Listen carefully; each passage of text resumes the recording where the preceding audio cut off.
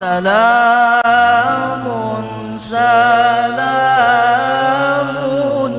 كمسك الختام عليكم أحيبا بنايا كرام. Di sini pengarang kitab menjelaskan kembali sebagai penutup daripada kitab yang disusunnya dengan redaksi wahukiya annamro'atan kharajat min baitiha, dan dihikayatkan bahwasanya ada seorang perempuan yang keluar dari rumahnya litas ma'a kala Nabi sallallahu alaihi wasallam.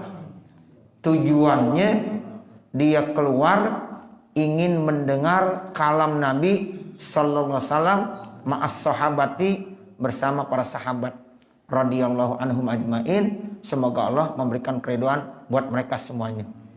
Jadi ada satu cerita nih Bapak Ibu Saudara, katanya ada seorang perempuan keluar dari rumah.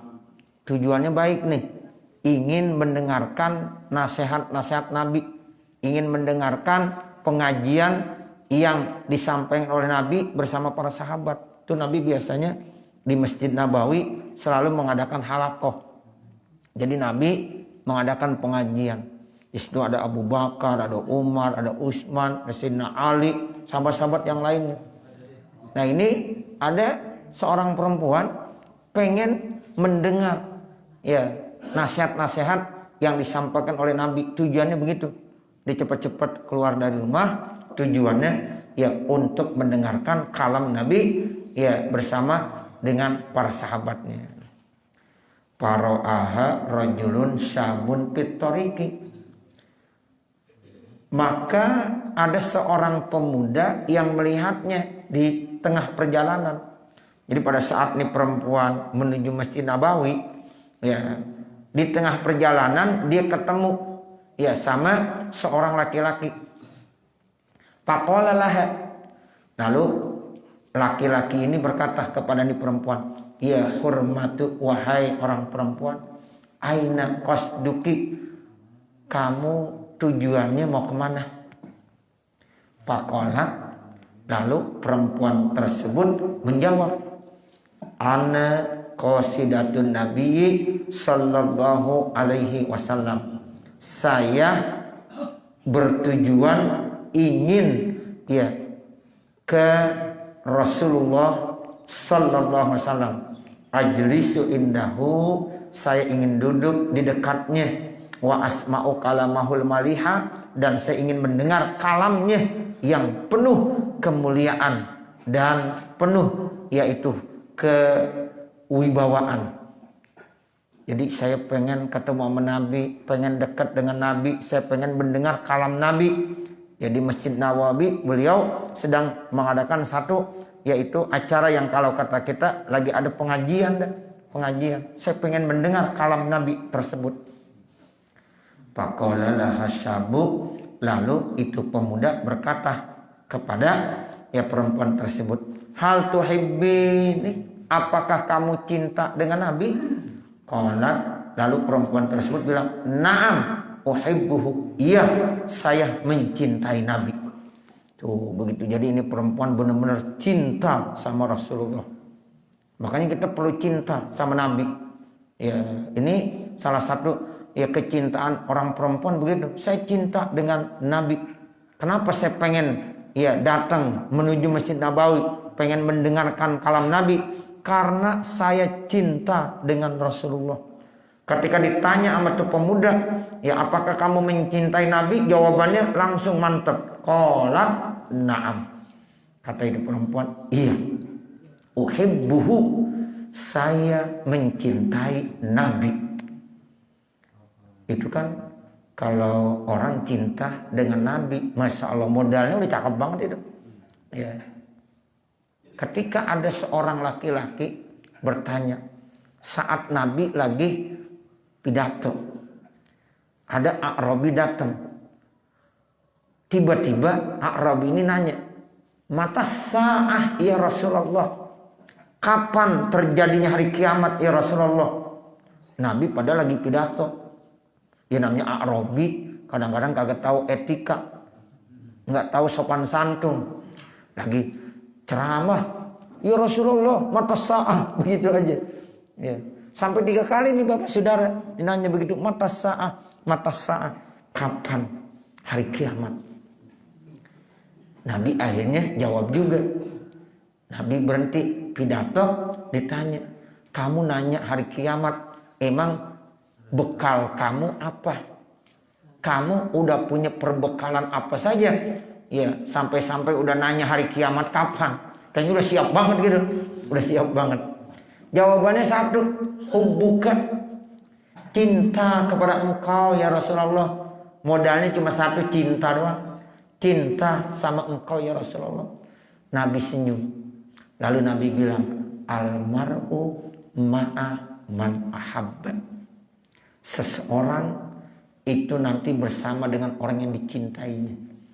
Tuh, jadi nanti kalau kita cinta sama Nabi, mudah-mudahan nanti bersama dengan Nabi. Kalau cinta sama artis, ya sama artis. Ya. Ada orang yang sampai pengen banget, ya saya demen banget sama artis, cinta banget. Dia orang kafir, nanti di neraka, biarin dah saya sama-sama di neraka sama dia. Begitu. Masya Allah, enak bener. Ya. Nauzubillah min zalik. Dikata enak kali di neraka ya. Ya, pokoknya saya penting sama dia dah, sama artis itu, biarin di neraka sama-sama. Tuh, geseng kan di neraka, kenal juga enggak, ketemu juga enggak. Nah, seperti itu. Tapi ya kita harus cinta sama orang baik. Cinta sama Nabi, cinta sama keluarga Nabi, cinta sama zuriyah Nabi, cinta sama ulama. Itu almar'u ma'aman ahab. Seseorang nanti dikumpulkan bersama dengan orang yang dicintainya. Nah itu ketika dibilang begitu tuh, ya berarti itu orang udah cakep, bagus, modalnya satu, cinta sama Nabi.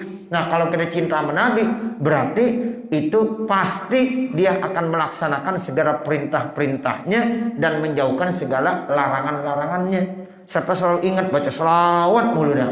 Karena ingat sama Nabi paling kagak itu tanda cinta kepada Nabi Muhammad SAW. Nah ini sama nih, perempuan bilang begitu. Apakah kamu memang cinta sama Nabi sampai-sampai dari rumah keluar rumah pengen ketemu sama Nabi? Iya. Naam, saya cinta kepadanya. Faqala laha. Lalu nih laki-laki berkata kepada tuh perempuan, bihaqqi hubbihi alaik, dengan hak cintanya ya alaik atas kamu, coba irfa'i niqabaki, buka cadar kamu, hatta anzura wajhaki, sehingga saya bisa ngelihat wajah kamu. Ini perempuan sebenarnya nggak mau membuka cadar, ya dia tutup auratnya disuruh buka sama tuh laki-laki, dia kagak mau. Tapi karena orang ini mengatasnamakan Nabi, bihaqqi hubbihi alaiki, itu dengan hak cintanya Nabi atas kamu, sekarang buka cadar kamu. Tuh, itu perempuan melihatnya karena sumpahnya nih orang ya terhadap Nabi Muhammad, diberani buka. Falamma halafaha, maka tatkala itu orang laki bersumpah kepada itu perempuan bihubbin Nabi, ya isinya sumpahnya demi cinta kepada Nabi. Tuh, demi cinta kepada Nabi SAW, maka apa? Kasafat lahu an wajhiha, itu perempuan membuka wajahnya ya terhadap laki-laki tersebut.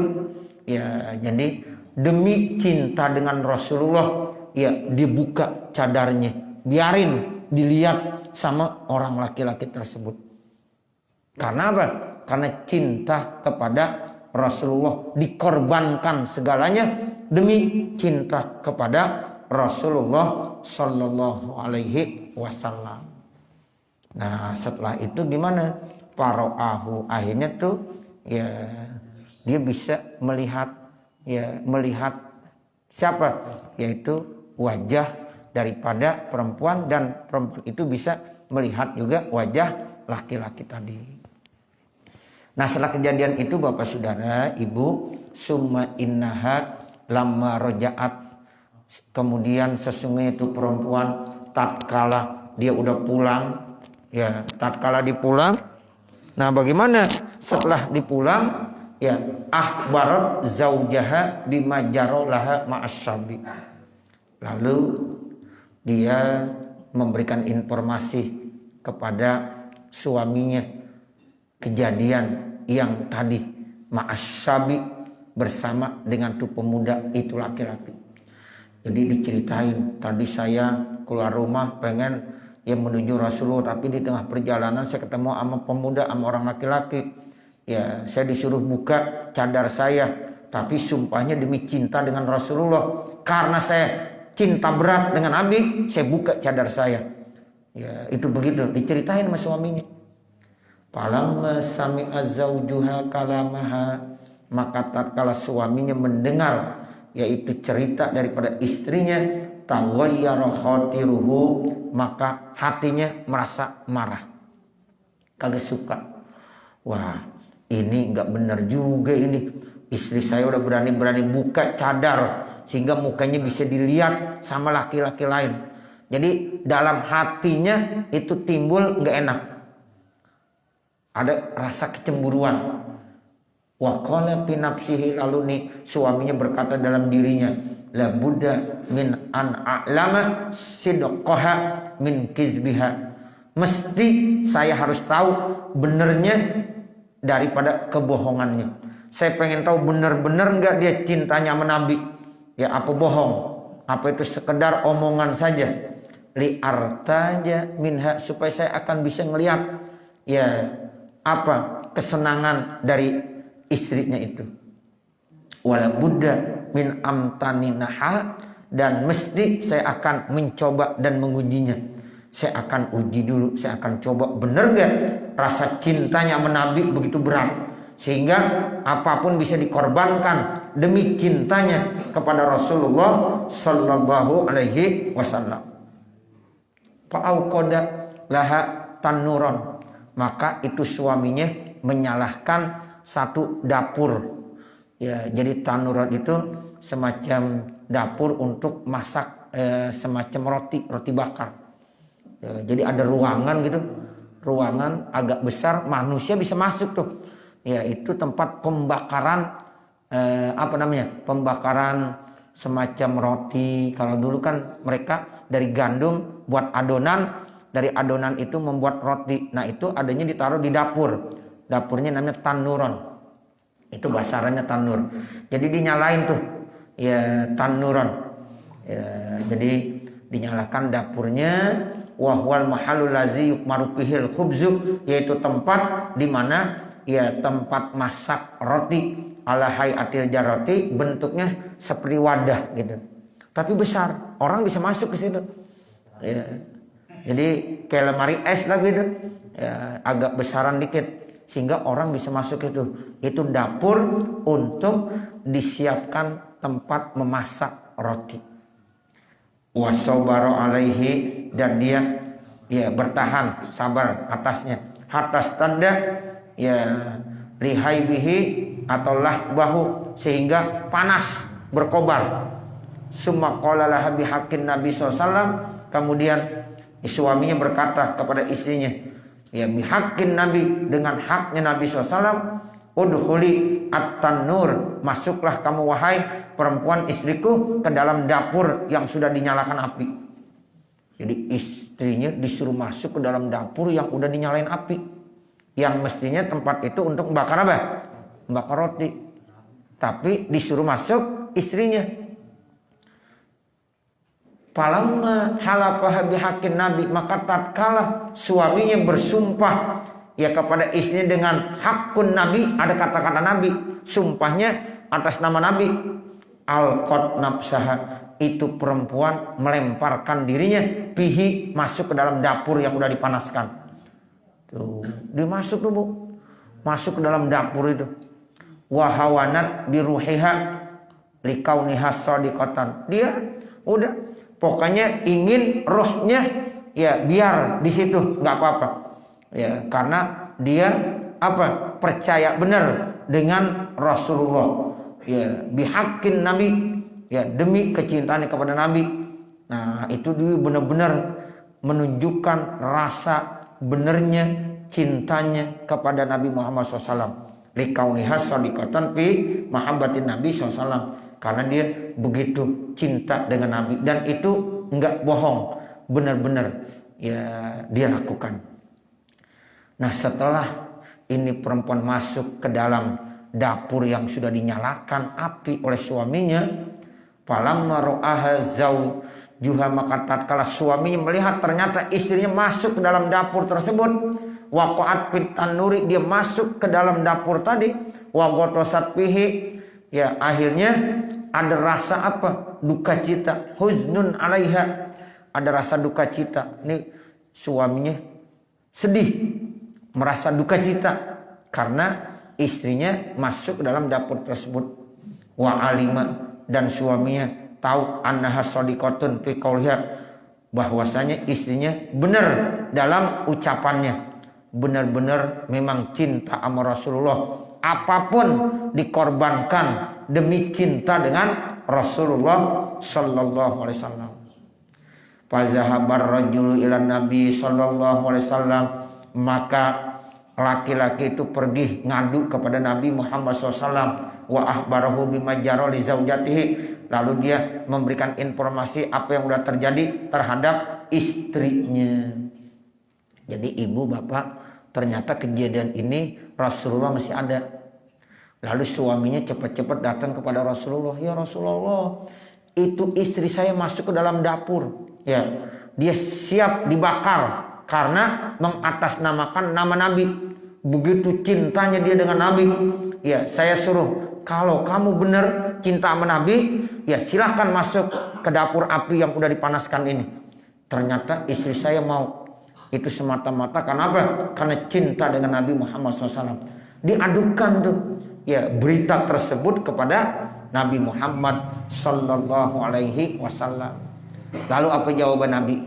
Nabi bilang begini, faqala lahun Nabi SAW, lalu Nabi menjawab kepada itu suaminya, irji, udah kamu pulang, waqsib an hattan nur, buka dapur itu, farojaah, maka kemudian dia pulang, wa kasafa'an hanar, dibuka dapurnya yang udah menyala dengan api, fawajadaha salimatan, ternyata ditemukan istrinya dalam keadaan selamat.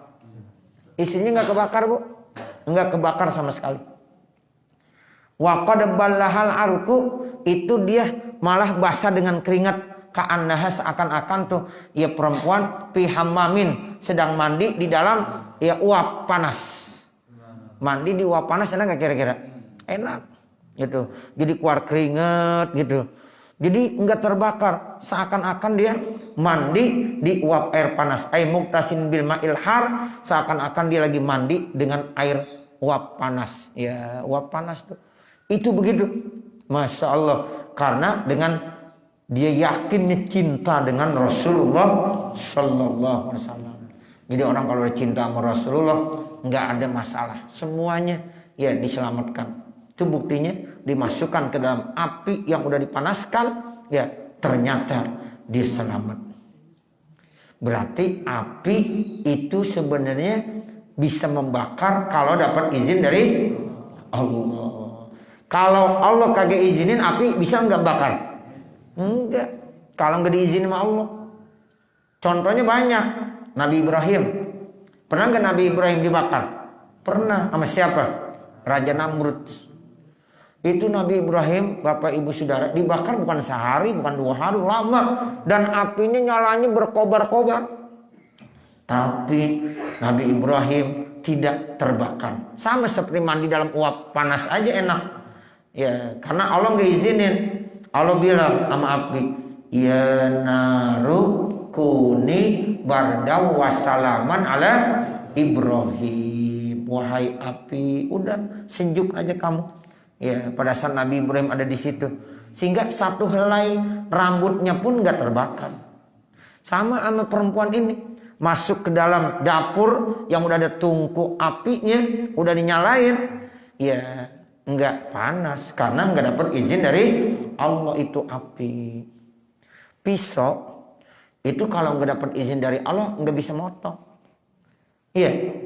Jadi bukan yang bisa memotong itu pisau, izin Allah. Nabi Ismail digorok sama ayahnya Nabi Ibrahim, disembelih. Padahal itu pisau udah tajam banget. Nabi Ismail kan ketika mau disembelih kan bilang begini, ya Ibrahim ayahku, tolong pada saat nanti menyembelih saya, tutup muka saya. Supaya kamu nanti kalau ngelihat muka saya nggak ditutup, kesian, nggak jadi lagi. Tutup muka saya. Pisaunya tajemin. Biar sekali gorok langsung putus. Begitu. Udah ditajemin tuh pisau, ya. Digorok udah, tapi kagak mempan. Kagak mempan Bapak, Ibu, Saudara. Sampai-sampai dipanggil, Ibrahim sama Allah, kamu sekarang sudah melaksanakan, yaitu apa? Tugas yang saya perintahkan, ujian yang berat ini kamu sudah, ya alhamdulillah lulus. Nah, akhirnya Jibril disuruh sama Allah, ya ngambil seekor domba besar, kemudian ditukar, yaitu Nabi Ismail dengan domba besar. Jadi yang dipotong apa? Domba besar dari surga. Ya, Nabi Ismail selamat. Padahal Nabi Ismail udah digorok, tapi pisau kagak mempan. Bukan karena nggak tajam, pisaunya udah tajam, tapi tidak dapat izin dari Allah. Itu begitu. Makanya kita harus punya keyakinan begitu. Kita tanamkan kalimat ikhlas tuh, la ilaha illallah. Itu bukan sekedar kita bilang tidak ada Tuhan yang disembah dengan sembahan kecuali Allah. Kalau kita bilang la ilaha illallah, tidak ada Tuhan yang disembah dengan sembahan kecuali Allah, itu adalah orang yang baru masuk Islam. Mu'alaf boleh begitu. Kalau mu'alaf la ilaha illallah artinya tidak ada Tuhan yang disembah dengan sembahan kecuali Allah. Kalau kita bukan begitu lagi. La ilaha illallah, tidak ada Tuhan yang memberikan rezeki kecuali Allah. Tidak ada yang memberikan perlindungan kecuali Allah. Tidak ada yang menyembuhkan penyakit kecuali Allah. Itu begitu artinya. La ilaha illallah, tidak ada yang memberikan rezeki kecuali Allah. Ini kadang-kadang kita ya bilang la ilaha illallah, tidak ada Tuhan yang disembah dengan sembahan kecuali Allah, tapi rezeki nyarinya bukan ke Allah, ke Gunung Kawi. Tuh, masih percaya sama begitu-begitu tuh. Ya, nyari rezeki berarti masih nggak percaya dengan Allah. Ini nggak benar tauhidnya. Makanya kita harus tanamkan begitu. Tidak ada yang bisa menyembuhkan penyakit kecuali Allah. Tidak ada yang bisa membakar kecuali dengan izin Allah. Api nggak bisa membakar kecuali kalau dapat izin dari Allah. Pisau nggak bisa motong kecuali dapat izin dari Allah. Kita makan itu sebenarnya bukan nasi yang mengenyangkan, bukan. Selama ini kita percaya nasi ngenyangin nggak? Salah. Yang mengenyangkan itu siapa? Allah. Cuma sebabnya doang kita makan jadi kenyang. Tapi yang ngenyangin Allah. Sebab banyak orang kagak makan bisa kenyang, bisa nggak? Bisa. Dulu saya sudah sampaikan, orang-orang tertentu lagi lapar suruh baca kulhu, kenyang. Lagi lapar baca kulhu, kenyang. Kalau kita lagi lapar baca kulhu 100 kali bagaimana? Makin lapar. Ya, makin lapar. Kelasnya belum sampai gitu. Kelasnya belum sampai. Kita kalau lapar ya makan nasi uduk. Ya, begitu. Suruh baca kulhu, ya lagi lapar. Tapi ada orang-orang tertentu dengan baca kulhu kenyang dia. Karena yang memberikan kenyang itu siapa? Allah. Nabi makan 1 butir korma. Terus sampai ntar buka puasa 1 butir korma, kenyang, sehat, Nabi sehat. Lah kita coba puasa nyaurnya 1 butir korma, ntar bukanya pakai 1 butir korma, gimana kira-kira? Teklok, Ya, tuh begitu, beda masalahnya. Nabi itu sering begitu. Ya, ketika nyaur 1 butir korma, ketika berbuka 1 butir korma, udah sehat Nabi. Aktivitasnya banyak Nabi, aktivitasnya Masya Allah. Begitulah. Ya, makanya kita harus percaya tuh. Ya, la ilaha illallah. Tidak ada yang bisa menyembuhkan penyakit kecuali Allah. Jangan kita bilang untung ada bodrek. Kalau nggak ada bodrek mati dah gua. Sampai begitu banget. Ya. Untung ada dokter. Kalau nggak ada dokter mati dah gua. Ya, kemampuan dokter apa sih? Ya, dokter aja mati. Ya, jadi memang kita kalau sakit suruh berobat. Itu namanya sebab. Tapi yang menyembuhkan bukan dokter, bukan obat, tapi yang menyembuhkan Allah. Begitu ya. Ya, itu namanya akidah yang benar seperti itu. Ya, ini jadi orang perempuan tersebut ternyata benar-benar tidak hangus terbakar, padahal dia ada di dalam dapur yang udah dipanaskan. Kata Nabi, udah ente pulang aja sana. Ya, kemudian ntar ente buka, lihat deh istri kamu gimana. Kaget dia, ya Allah, enak-enak aja dia, seperti mandi dalam uap. Ya, sehat tuh karena enggak dapat izin dari Allah yang namanya api membakar. Kenapa? Karena dia begitu cinta dengan Rasulullah Sallallahu Alaihi Wasallam. Jadi ini akhir daripada kitab ini ada satu kesan, ya, bahwa kita baik ibu bapak disuruh cinta dengan Rasulullah Sallallahu Alaihi Wasallam. Itu seperti itu. Jadi kita disuruh tanamkan rasa kecintaan yang berat kepada Nabi Muhammad Sallallahu Alaihi Wasallam. La yu'minu ahadukum hatta akuna ahabba ilaihi. Ya, tidaklah beriman seseorang sehingga saya lebih dicintai, kata Nabi, dari yang lain-lainnya. Kita cinta sama suami, tapi cinta kepada Nabi harus lebih. Kita cinta kepada istri, tapi kecintaan kita kepada Nabi harus melebihi daripada kecintaan kita kepada istri. Kita cinta kepada anak-anak, ya, tapi kecintaan kita itu harus lebih, ya, kepada Nabi Muhammad Sallallahu Alaihi Wasallam. Nah, itu yang dikatakan kecintaan yang hakiki, hanya cinta kepada Allah dan hanya cinta kepada Rasulullah Sallallahu Alaihi Wasallam. Boleh kita cinta sama istri, boleh kita cinta sama suami, boleh cinta sama anak, tapi kecintaan itu hanya sekedarnya. Makanya wa ahbib masyita fa innaka muparikuh. Itu Nabi bilang. Wa ahbib habibaka haunan ma. Ya, kalau kita mau cinta, cintailah sekedarnya aja. Karena yang kita cinta itu akan berpisah. Akan kita berpisah. Kita cinta sama jabatan, suatu saat akan lepas. Kita cinta sama dunia, satu saat ya kita akan tinggalkan dunia tersebut.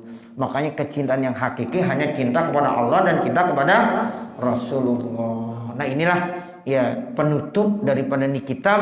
Cerita itu artinya kesannya kita disuruh mencintai Rasulullah Sallallahu Alaihi Wasallam. Allahumma aslihna, ya Allah, perbaikilah kami fi jami umurina, dalam semua urusan kami. Wa aslih ahlina, dan perbaikilah keluarga-keluarga kami. Ai aqribana, yaitu kerabat-kerabat kami. Wa atba'ana, yaitu teman-teman kami. Ya, wazarorina, dan keluarga-keluarga kami. Ai auladana, anak-anak kami. Wa jami'al muslimin, dan semua orang-orang Islam. Fi jami umurihim, di dalam semua urusan-urusannya. Walhamdulillahi rabbil alamin, dan bermula segala puji itu milik Allah yang memiliki alam semesta ini. Khattamal musannifu kitabahu bil hamdalati. Musannif, penyusun ini kitab, mengakhirkan kitabnya dengan membaca alhamdulillah, hamdalah, sebagaimana pengarang kitab menghatamkan, yaitu ahlul jannah, ya, penduduk surga, doa ahum, doa mereka. Kama khotama ahlul jannati doa'ahum, begitu. Kama khotama ahlul jannati doa'ahum, sebagaimana penduduk-penduduk surga itu mengakhiri doa mereka di surga, ya, biha, dengan alhamdulillah juga. Nas'alullah ta'ala, kami minta kepada Allah Ta'ala ayyamunna alaina, yaitu untuk memberikan anugerah kepada kami birridwanil akbari, dengan keredoan yang besar, wa bin nikmatis sabiqah, dengan nikmat yang sempurna.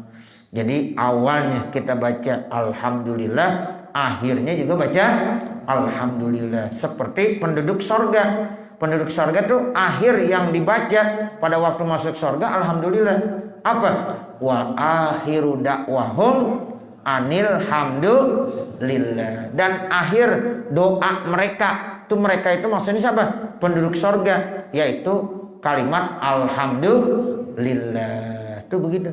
Makanya pengarang kitab ini mengakhiri kitabnya dengan alhamdulillahi rabbil alamin. Fabizalika, maka karena itulah tatimus sa'adat, sempurna kebahagiaan. Walhamdulillahillazi bi ni'mati tatimus sholihat, dan bermula segala puji bagi Allah yang telah menyempurnakan dengan nikmat-nikmatnya itu segala kebaikan-kebaikan. Wa bi fadlihi, dengan anugerahnya Allah, tafuzu bil jannat, maka kita bisa mendapatkan satu kemenangan, satu kebahagiaan dengan sorga. Itu artinya orang-orang Islam ya nanti dengan anugerah Allah mendapatkan kemenangan. Apa bentuk kemenangannya? Yaitu mereka akan dimasukkan ke dalam surganya Allah Subhanahu wa taala. Wassalatu wassalamu ala sayyidis sadat, bermula selawat dan salam atas pemimpin sadat, yaitu daripada pimpinan-pimpinan. Jadi Nabi itu sayyidus sadat, pemimpin daripada pimpinan-pimpinan semuanya. Ya, kita sebagai pemimpin misalnya di sini, nah pimpinan kita tetap Nabi Muhammad. Sayyidus sadat itu Nabi. Ya, Sayyidina Muhammadin, yaitu penghulu kita Nabi Muhammad. Wa ala alihi, dan juga atas keluarganya, wa sahbihi, dan sahabatnya, wa zaujat, dan juga kepada istri-istrinya, madamatil ardu was samawat, selama masih ada bumi dan masih ada langit. Jadi selawat dan salam terus sepanjang saat, sepanjang waktu, selama masih ada bumi, selama masih ada ya langit, itu banyak yang berselawat kepada baginda junjungan kita Nabi besar Muhammad sallallahu alaihi wasallam. Makanya kita Bapak Ibu disuruh banyakin baca selawat. Orang yang paling dekat nanti dengan Nabi Muhammad, yang paling mulia ya nanti dengan Nabi Muhammad siapa? Aksaruhum sholatan alayya, orang yang paling banyak membaca selawatnya kepada saya. Jadi kalau kita pengen dekat sama Nabi, pangkatnya akan ditempatkan di tempat yang paling tinggi, yaitu banyakin baca selawat. Allahumma sholli ala Sayyidina Muhammad wa ala ali Sayyidina Muhammad. Atau yang paling gampang, salawat Jibril. Salawat Jibril itu apa? Sallallahu ala Muhammad, sallallahu ala Muhammad. Itu gampang tuh ibu-ibu. Ya, itu namanya salawat Jibril. Kalau kita bisa membaca salawat Jibril, jangan banyak, tiap hari 1000 kali aja. 1000 kali. Boleh dikredit, boleh. Kalau langsung 1000 berat, boleh dikredit. Jadi bukan hanya panci doang dikredit, tapi salawat boleh dikredit. Misalnya habis sholat 200, habis sholat 200, 5 kali sholat berapa dah? 1000. Sallallahu ala Muhammad, sallallahu ala Muhammad, sallallahu ala Muhammad, sallallahu ala Muhammad. Itu namanya salawat Jibril. Manfaatnya cukup besar. Ya, jadi salah satu tanda kita cinta sama Nabi, berarti kita banyak ingat sama Nabi. Kita sebut nama Nabi. Bagaimana caranya? Baca sholawat. Jadi sholawat dan salam itu tetap ya dibacain sama makhluk-makhluk Allah, termasuk kita manusia. Sepanjang bumi ini masih ada, sepanjang langit ini masih ada. Walhamdulillahi wahdahu, dan bermula segala puji bagi Allah hal kalian sendiri. Wala haula wala quwata illa billahil aliyil azim. Tidak ada daya, tidak ada kekuatan kecuali hanya pertolongan Allah yang maha tinggi, maha agung. Wa hasbunallah wa ni'mal wakil, dan cukuplah Allah sebagai penolong kita. Hasbunallah, cukup Allah, wa ni'mal wakil, sebaik-baik penolong siapa? Allah. Udah cukup. Itu Nabi Ibrahim ketika mau dilemparkan ke dalam api, ya cuma baca itu doang. Hasbiyallah wa ni'mal wakil, hasbiyallah wa ni'mal wakil. Kagak mempan tuh api. Makanya Kalau kita mau dibakar kita baca aja itu. Ya, hasbiyallah wa ni'mal wakil. Hasbiyallah wa ni'mal wakil. Dah, ke api dah kita dah. Mudah-mudahan dah angus. Itu bacaannya begitu. Kalau kita yakin mantap bisa. Masya Allah, yakin itu Bapak. Nabi Ibrahim tuh bacanya itu doang. Hasbiyallah wa ni'mal wakil. Nabi Muhammad ketika ada tentara musuh yang begitu banyak, ya Nabi baca ini, hasbunallah wa ni'mal wakil. Hasbunallah wa ni'mal wakil. Akhirnya perang, Allah kirimkan tentara-tentara dari malaikat. Ditolong ya sama malaikat atas izin Allah. Menang kagak jadinya? Menang. Ya, itu dengan ucapan hasbunallah wa ni'mal wakil. Cukup Allah yang menolong kita. Cukup Allah yang melindungi kita. Qala mu'allifuhu, berkata penyusun kitab ini, qad tamma hadzal kitab, sungguh udah selesai ini kitab, bi aunil malikil jalil, dengan pertolongan Allah yang maha agung. Fi waqtid duha, ini pas selesainya waktu duha katanya. Jadi pengarang kitab nyusun kitab ini selesainya waktu duha. Waktu duha jam berapa? Jam 7, jam 8, jam 9, jam 10. Itu waktu duha tuh. Ya waktu duha. Naharul ahad. Ahad siang. Jadi bukan minggu, ahad. Ya, ahad siang. Kita sekarang udah kagak kenal ahad. Kita bilangnya apa? Minggu. Ganti sama ahad aja. Ya, jadi hari ahad. Ya, kalau ngundang gitu, ya besok datang ya, hari apa? Hari Minggu, bukan, hari Ahad. Gitu. Ahad, Isnain, Selasa, Rebo, Kamis, Jumat, Sabtu, Ahad. Nah, kita udah kebiasaan Minggu jadi minggu-minggu mulu. Ya, jadi itu Yaumul Ahad, pada hari Ahad siang. Tanggalnya Bisabi'i wal Isrin, yaitu tanggal 27 min syahrilahil Muharram, dari bulan Allah, yaitu bulan Muharram. Ini bulan Muharram juga pas ya. Gitu. Jadi ini dihatamkannya tulisan kitab ini waktu duha Ahad siang tanggal 27 bulan Muharram. Sanata alfin wa mi'ataini wa arba'in wa tis'ina, ya tahunnya 1294.